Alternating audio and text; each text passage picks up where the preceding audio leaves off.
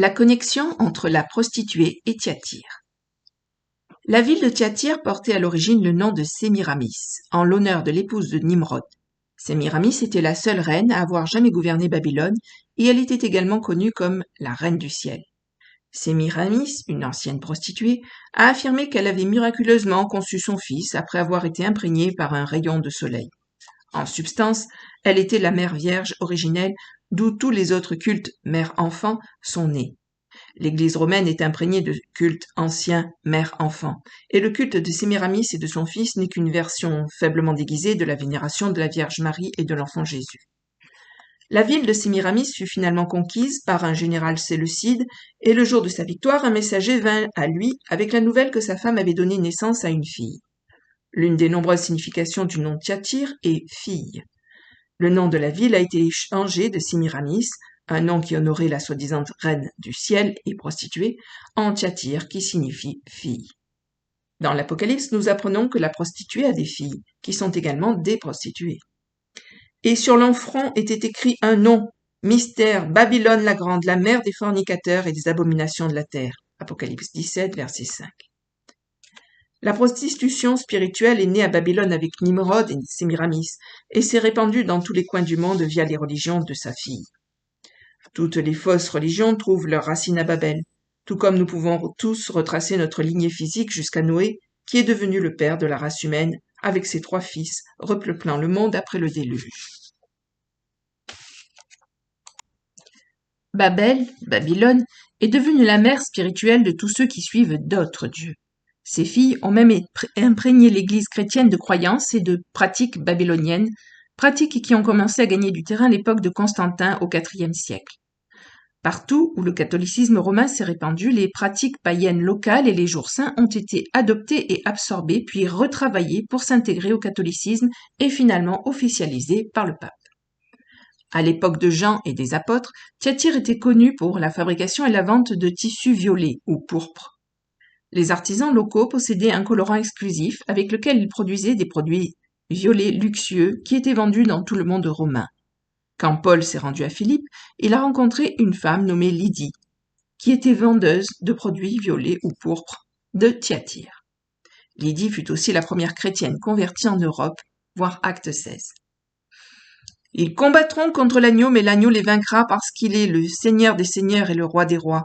Et ceux qui sont avec lui sont les appelés, les élus et les fidèles. Apocalypse 17, verset 14. Dans toute l'Apocalypse, seule la prostituée est décrite comme portant du pourpre ou du violet.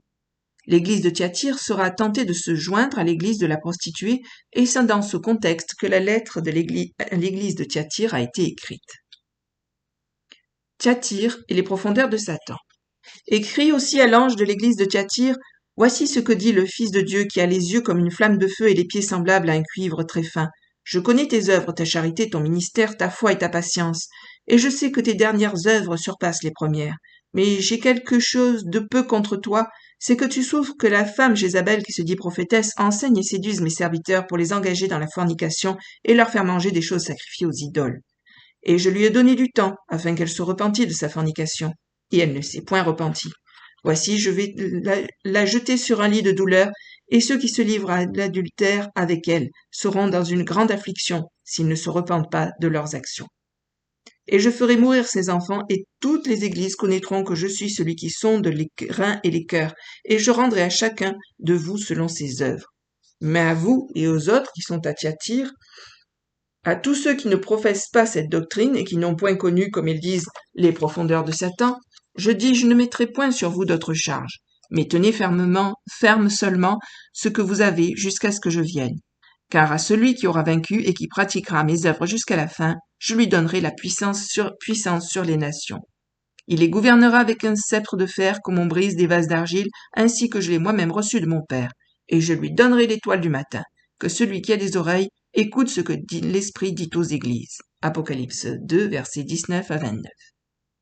Nous savons que Satan tentera d'utiliser les Juifs et le judaïsme pour calomnier, persécuter et chercher à priver les 144 000 d'Israël de leur double portion spirituelle en tant que premier-né, premier fruit. Nous avons déjà vu que l'accusateur enverra de faux apôtres pour tenter de corrompre l'Évangile. Lettre à Éphèse. Il calomniera, blasphémera et persécutera les croyants israélites, martyrisant certains d'entre eux. lettre à Smyrne. Il utilisera les Juifs de Jérusalem et d'Israël pour martyriser ceux qui sont comme le Père, lettre à Pergame. Dans l'église de Thyatire, Satan cherchera à égarer les 144 000 à travers un faux christianisme, polluant la vérité de l'évangile et poussant certains croyants à s'engager dans une immoralité spirituelle. S'écarter d'une relation fidèle avec Dieu est appelé prostitution dans la parole de Dieu. Certains croyants, compromis, infiltreront la fraternité des vrais croyants, essayant d'insuffler des éléments de la religion de la prostituée dans la fraternité. Lorsque le peuple de Dieu communie avec des individus non régénérés ou des frères compromis, ils sont symboliquement représentés comme mangeant de la viande sacrifiée aux idoles. Manger avec quelqu'un, c'est avoir la communion avec lui. Les faux chrétiens et les fausses doctrines entreront dans la communauté des croyants de Dieu, essayant de corrompre ces vrais croyants. Et les saints de Thyatire sont avertis par le Christ de ne pas tolérer l'enseignement de la prophétesse Jézabel.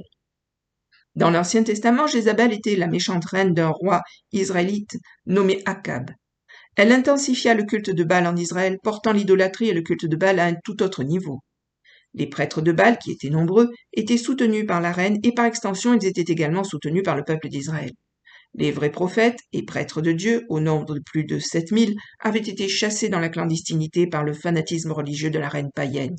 Une situation similaire se reproduira une fois de plus avec les vrais croyants de la fin des temps, qui seront chassés et devront se cacher à cause de la ferveur religieuse de la prostituée. Jézabel est appelée prophétesse et elle personnifie ceux qui enseignent un autre évangile, qui déguiseront leurs mensonges sataniques comme des vérités profondes venant de Dieu. Les faux croyants utiliseront des arguments séduisants et convaincants pour renforcer l'affirmation selon laquelle ils parlent pour Dieu. L'Église romaine prétend aujourd'hui posséder les paroles de Dieu, étant la seule voie faisant autorité du Christ et le seul moyen du salut pour toute l'humanité. Elle se présente comme l'Église mère, pressant ses filles de rentrer à la maison. Prophétiser signifie parler. Jézabel parlera, mais elle ne prononcera pas les vraies paroles de Dieu, elle prononcera des paroles issues des profondeurs de Satan, qui sont les doctrines des démons sur lesquelles Paul écrit dans 1 Timothée.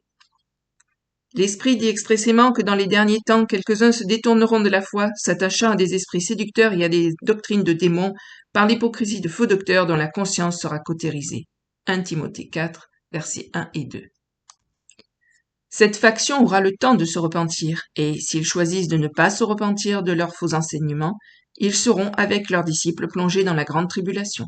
Ils ne seront pas pris dans l'enlèvement accordé aux fidèles 144 000, mais deviendront à la place victimes du jugement de la 6e trompette de la prostituée à mi-chemin des 7 ans, lorsqu'un tiers de l'humanité sera tué. Le Christ connaît les cœurs et les esprits de chaque personne au sein de l'Ecclésia de Dieu. Les pensées et les motivations de tous les croyants sont ouvertes devant lui, et personne ne pourra le tromper quand il viendra retirer ses fidèles de la terre. Car la parole de Dieu est vivante et efficace, et plus pénétrante qu'aucune épée à 2 tranchants, perçant jusqu'à la division de l'âme et de l'esprit, des jointures et des moelles, et jugeant des pensées et des intentions du cœur. Hébreux 4, verset 12. Le Christ est la parole de Dieu qui porte l'épée tranchante. Ses yeux sont comme des flammes de feu voyant dans les profondeurs de chaque cœur, récompensant les bons et punissant les méchants. Lorsque les 144 000 sont confrontés au fléau écrasant, la persécution de 10 jours de la prostituée et des habitants de la terre, certains parmi les 144 000 seront tentés de rejoindre la religion de la prostituée et d'échapper ainsi aux 10 prochains jours de tribulation. Il y a des croyants qui feront exactement cela, comme indiqué dans le passage suivant de l'Apocalypse. Puis j'entendis une autre voix du ciel qui disait « Sortis du milieu d'elle, mon peuple, de peur que, participant à ses péchés, vous n'ayez aussi part à ses plaies. » Apocalypse 18, verset 4. Nous apprenons également de ce passage que faire partie de la religion de la prostituée ou de ses religions filles ne damne personne pour une éternité dans le lac de feu. Les croyants sont exhortés à en sortir à cause de la destruction imminente, une destruction par laquelle ils seront eux aussi emportés lorsque la 6e trompette retentira. L'Apocalypse fait la distinction entre la religion de la prostituée et la religion de la bête. Prendre la marque de la bête, adorer la bête ou adorer l'image de la bête condamnera à jamais une personne au lac de feu. Être empêtré dans la religion de la prostituée signifiera la mort physique par le feu, la fumée ou le soufre, mais pas la damnation éternelle. Les apôtres des temps de la fin, les 144 000 d'Israël, apparaîtront sur le mont céleste de Sion avec l'agneau. Ce sont ceux qui ont triomphé des ennemis spirituels qui s'étaient élevés contre eux. Ce sont des vierges spirituelles non souillées par la prostituée ou ses filles. Ce sont ceux qui ne se sont point souillés avec les femmes car ils sont vierges. Ce sont ceux qui suivent l'agneau où qu'il aille. Ce sont ceux qui ont été rachetés d'entre les hommes comme des prémices pour Dieu et pour l'agneau, et il ne s'est point trouvé de fraude dans leur bouche, car ils sont sans tache devant le trône de Dieu. Apocalypse 14, versets 4 et 5. Et les 144 000 sur le mont Sion sont vierges parce qu'ils auront refusé d'avoir des relations avec des femmes.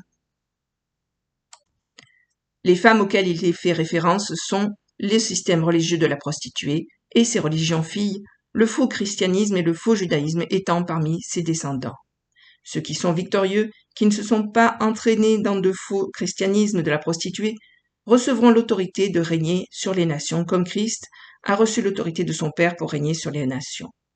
Les courtiers du pouvoir mondain et satanique de la fin des temps, qui sont symboliquement représentés par Jézabel, la méchante reine qui régnait sur Israël pendant les jours d'Élie, seront surpris par le renversement de situation lorsque le peuple de Dieu deviendra leur dirigeant régnant sur eux avec une verge de fer pendant le millénium. Les vainqueurs reçoivent également l'étoile du matin. L'étoile du matin est la plus brillante et la dernière étoile visible à l'est avant le lever du soleil. Recevoir l'étoile du matin, c'est avoir l'assurance qu'après la longue nuit de chagrin et de douleur, le règne du Christ est proche et est sur le point de se lever. Car sa colère dure un instant, mais sa grâce toute la vie. Le soir arrivent les pleurs et le matin l'allégresse. Psaume 30, verset 5. Suite de la lecture dans une prochaine vidéo. À bientôt. Merci. Au revoir.